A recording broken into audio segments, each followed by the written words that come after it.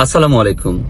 ঐতিহ্যবাহী সংগঠন খাদেমুল ইসলাম পাঠাগার ও যুব পরিষদ ফটিকছড়ি উপজেলার ধর্মপুরে ওই সংগঠনটি অনেক ভালো ভালো কাজ করছেন। তার মধ্যে একটি উল্লেখযোগ্য কাজ হচ্ছে যৌতুক বিরোধী আন্দোলন এবং এই আন্দোলনকে সামাজিক আইনে রূপান্তর করার নিরলস প্রচেষ্টা।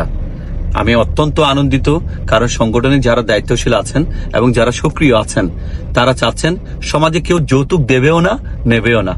শুধুমাত্র তাই নয়, এই সংগঠনটি এলাকায় অনৈসলামিক কর্মকাণ্ড রোধ করতে, অসামাজিক কর্মকাণ্ড রোধ করতে ব্যাপক ভূমিকা রাখছে। বিষয়টি শুনে আমি অত্যন্ত আনন্দিত হয়েছি।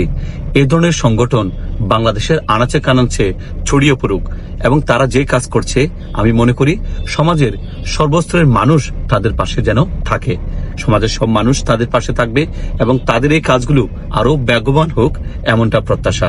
সামনে কুরবান আসছে, আপনারা নিঃসন্দেহে জানেন সারা দেশে কোথাও না কোথাও এরকম যৌতুক দেওয়া এবং যৌতুক নেওয়ার কারণে অনেক পরিবার ধ্বংস হয়ে গেছে, অনেক মহিলারা আত্মহত্যা করেছে।